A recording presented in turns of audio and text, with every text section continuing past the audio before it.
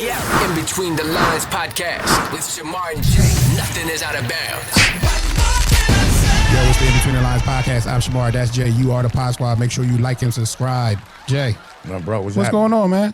Another week, bro. Another week, man. You sound a little tired. You all right? Man, actually, I'm fried. You fried? Oh, shit. Fried and died? Bro, you act. A lot of stuff going on in the week. What you want to tackle first? Opening night, NFL football. Philadelphia Eagles defeated the Dallas Cowboys. First of all, I want to say terrific game. Well played football. NFL got this one right, opening the season with these two and the exceptional rivalry that they have. I mean, it is personal hate between the two teams, and I love it. I love it. But I want to talk about the performances within that game. And one in particular, because there was a lot of hype in the summertime, and he's a lockdown corner. What's his name? Mr. Quentin Mitchell? That his name? Quentin Mitchell? Yeah. Okay, and I do have a question, but I want to give you my opinion on his performance. He was getting cooked, bro, all night. Yeah, one catch on him. Bro, he was getting cooked all night, bro.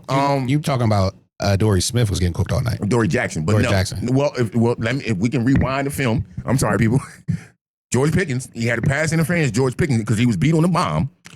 CeeDee Lamb not only beat him 3 or 4 times, but in them drops that CeeDee had, that was against Mitchell because he beat him. He had him by 2 steps. Would have, could have, should have. Can I talk? I'm just saying. Yeah, but you give me would have, could have, should have. Did he catch the ball? Can I talk? Can I talk? Okay, did he catch the ball? Can I talk? Can I get a moment? Oh, go ahead. Can I talk? I'm just saying. And I'm only saying this because, man, I remember you was talking about he had lockdown. If I'm not mistaken, Rod was just chiming in. He's a lockdown. And like I said to you, CeeDee Lamb was the top 3 receiver in the NFL. It's unfortunate. Didn't look like it. Well, he still had 8 for 117. He was cooking y'all. So if you throw in them, did y'all win? If you throw in them 3 drops and the yards that's involved, he got you for about 11 and $180. But in saying that, that's irrelevant. Yeah, that definitely is irrelevant. But hit the realities. Listen, the boy Mitchell was getting cooked, and I do want to say this. Jalen Hurts, I want to show him some respect, man. Like, listen, he plays the game so poised, so even kill, man. That is the trait that a lot of people don't have. Just regular people. I ain't even talking about just being an athlete. And his calmness back there, I think, helps the team as a whole because you never see him really get rattled or flustered, which is a tribute to him. And I think that night, in particular, he won that game with his scrambling ability. He didn't have to pass much. And the Cowboys was playing too high shell.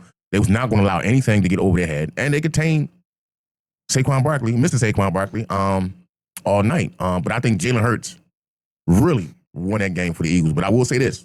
On the other side of the field, Mr. Dak Prescott was throwing dimes all night long. Dimes, bro. Looked very good. Should have had 2 picks. Okay, like you said, shoulda, woulda, coulda. I know. So that's what I'm saying. Like, I'm going to ask you again. You be calmly missing stuff and trying to do it. I hate it hating you hard. You're going to get your chance now. Yo, you hell of a guy, man. Welcome back. But listen, overall, it was a great game. I do want to make a comment about the spitting incident with Jalen Carter and Dak Prescott. Man, that shit do not belong in the game, honestly, man. I'm surprised that shit ain't started melee. Because spitting on somebody is beyond disrespectful. That's beyond fighting words. I'm pretty sure with some weapons involved, would have been some gunplay out on that motherfucking field when you spit on somebody. Because that's so degrading, bro. And it's unfortunate that the game had to start that way, but performance of the 2 teams, great game. NFL got it right. Opening night was a success. Well, not only did the NFL get it right on that opening night, they got it right on the first week. I was just having this discussion in the barbershop, and I was telling people, like, this was a great NFL first week. It was a bunch of great matchups. You might have had two bad games, and that might have been the Giants game where they didn't really look. They looked inept, and somebody else. I can't even remember. But if you look, it was the Saints and somebody. That shit was awful. And those are every other game was a banger. You know what I mean? Like you could sit there and watch football all day and be entertained. Yeah. Like the NFL, I got to give you kudos to this one because this was the best opening week I've ever seen. I'm glad they got away from, and I hope they can do it and continue. They got away from not playing division rivals in the beginning. Usually they try to wait to the middle of the season and at the end, and you're playing trash teams in the beginning. I like the way they set it up this season and everything. And week 1, to me, I got to tip my cap to the NFL on that. I didn't realize how good this first NFL week was going to be, and of course the team showed up and everything. But it was just you just felt as though that every game almost was just a perfect matchup, and it came out perfect. So I give kudos to the NFL, not only our first good game, but first good week and everything. I agree, definitely agree 100%. They got it right. Yeah, and as far as the spitting incident, I totally agree with you on spitting on somebody. Do you think Dak started it? No, and you didn't think he egged him on? I don't think it was an egg on thing. And this is just as an athlete as you were at one time yourself. they spit all day. You know, I just think the fact that because he was walking forward, trying to get through his 2 offensive linemen, clearly hit the fucking ground. But I don't think that was his intention. He ain't even, from a character standpoint, it's nothing you can say bad about Dak Prescott. And really what he was doing was trying to defend his offensive line because Jalen Carter was talking smack to the rookie, letting him know that this ain't Alabama, this, that, and third. And I think Dak just heard that, chimed in, commented, and as he was walking forward, he spit and engaging with Carter. I don't. The good thing about it is it was the first game of the season, so I know somebody in that huddle was mic'd up, and I know they have eventually the audio will come out. It was plenty of people mic'd up on that thing, and I think, and honestly, that's really why I think they didn't suspend Jalen Carter, because they have the audio of the whole thing going down, and that's in my conspiracy theory thinking, because they had the audio. And they didn't suspend Jalen Carter for that reason. You know, I mean, on top of that, he missed the whole game already. But I think because that's the excuse they gave us. But I definitely know it was audio in there, and because I know on that Thursday night game, everybody was mic'd up. I know Dak had to be mic'd up, like Jalen Hurts. I know they had to have the quarterbacks mic'd up on the first game. Well, let me comment on that. And this is my opinion as well. That because he never had a snap in the game, that was literally a 1-game suspension. So I think the NFL got the decision making right. There's no reason to penalize him another game. He never had an opportunity to play in the first game because this started before the kickoff. So you want to get hit with the fine regardless. So why suspend him another game, in my opinion? He never, Speaking of fines, he only making $57,000 a game. Who? Jalen Carter. That's what he got fined. His game check. Oh, well. His game check is $57,000. That's you know how much of a steal that is right now? Like, when I heard that, I was like, damn, I said, that's a fucking steal to be a first-round pick. That's a fucking steal for a game check, because he's going to be the next Michael Parsons deal. Well, a lot of his money probably in bonuses, but no, not as no first round pick. Roster bonus. Not as no first round pick. Like, you get guaranteed money. Yeah, that ain't like that doesn't mean they don't get roster bonuses.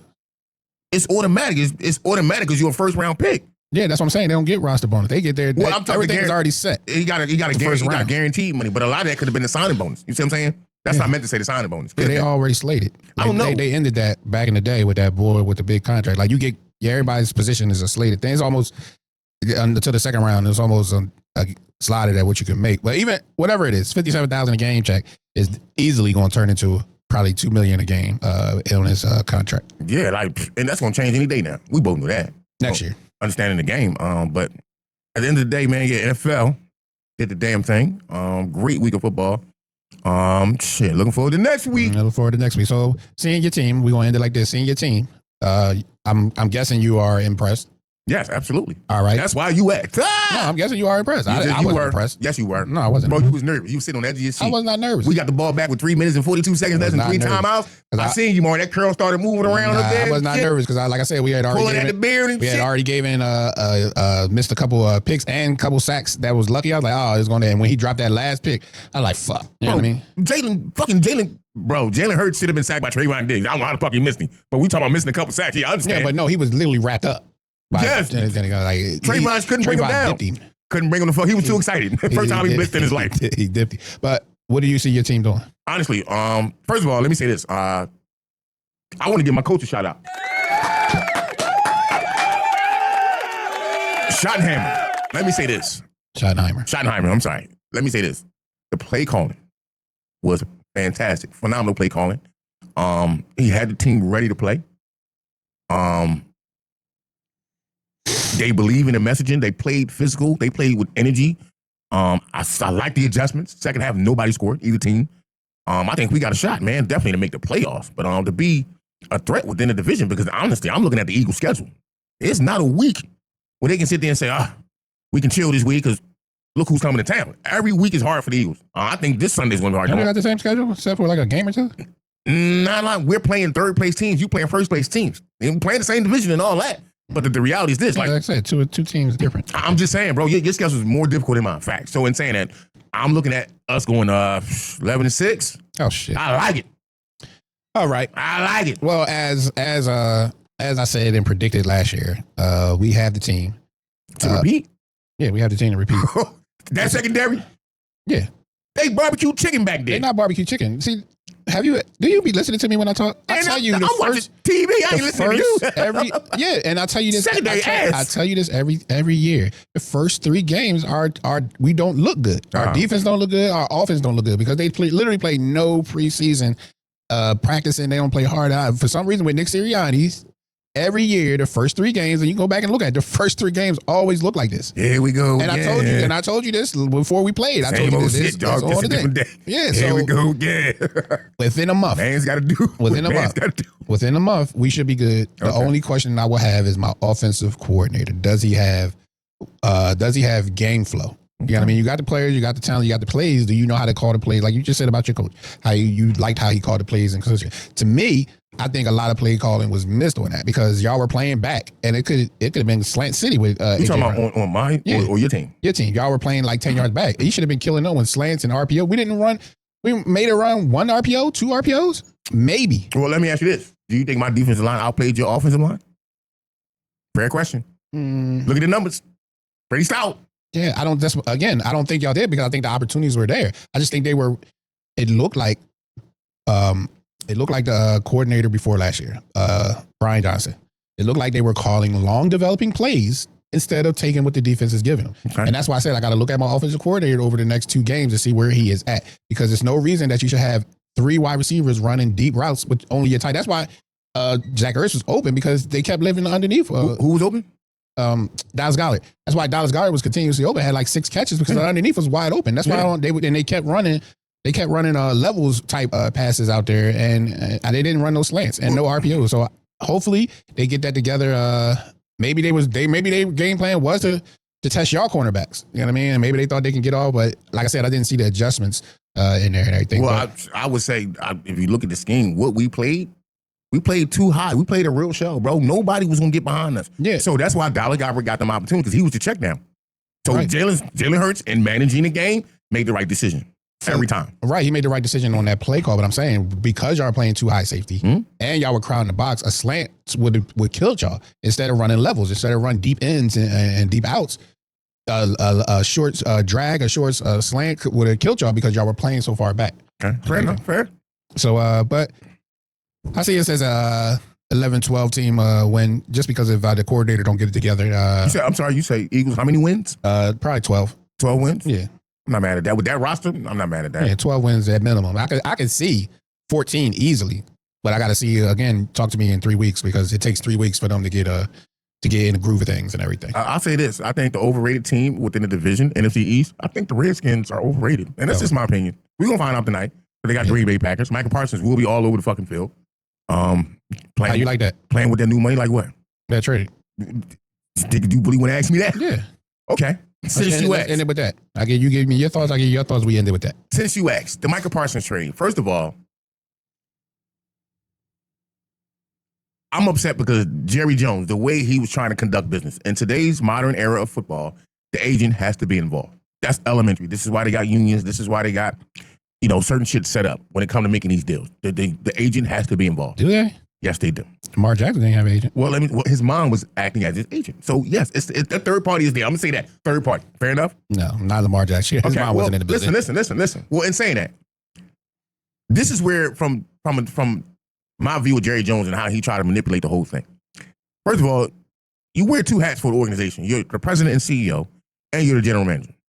So, when the shit really got out of hand and the personal comments came out within the media, you tried to say those conversations with Michael Parsons was when he was wearing his general manager hat. Now, if anybody who know football or know the history of football and know the history of Jerry Jones and the Dallas Cowboys, that man is a backdoor deal-making motherfucker. That's how he got to be worth $14 billion. And I'm not knocking Jerry for that and wheeling and dealing and how he conduct business. It made him very successful.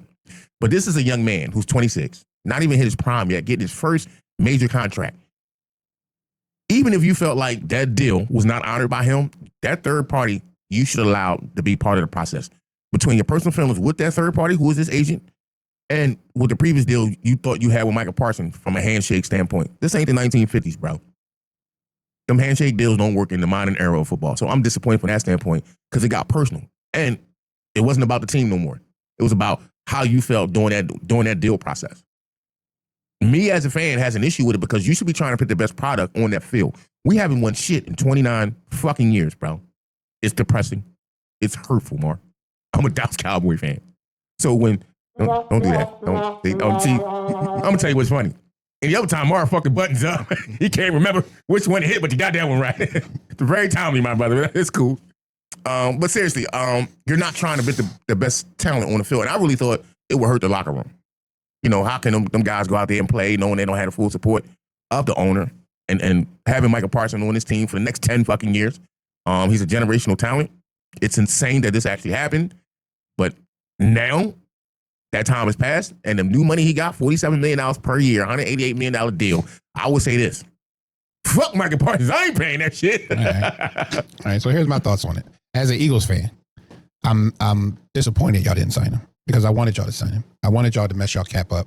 I wanted y'all to be hamstrung on the cap. As an Eagles fan, I am totally disappointed in Jerry Jones. As an NFL fan, I think y'all did a great deal. I don't think, and I told you this, I don't think no player outside of a quarterback, and some quarterbacks ain't worth it, are worth that amount of money. Only bad teams pay players that amount of money. I think trading him, I think where he messed up, he should have traded him earlier. Maybe they got better picks back from a worse team because Green Bay is going to be a playoff team and picks is going to be mediocre, mid or late.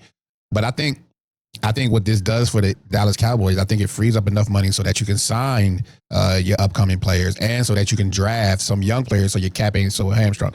Overall, I think you can get pass rushers. I don't think, even though Michael Parsons might be a generational talent, I don't think he can't be replaced. I don't think he was not replaceable. I think he can be replaced. You look at the Hassan Reddick of the Eagles and everything.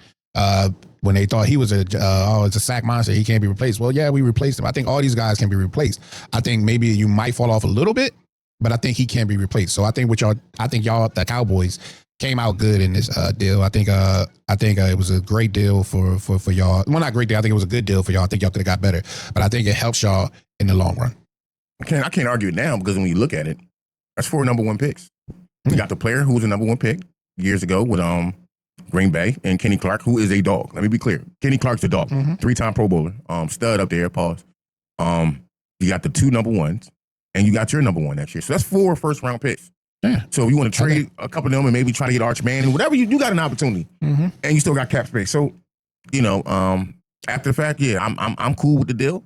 Yes, unfortunately, we lose a generational talent like Michael Parsons, but paying $47 million a year, man. And after you paying Dak 60, you paying CD 34, you're eating up a lot of your salary cap, and you're not going to be able to get talent on that field.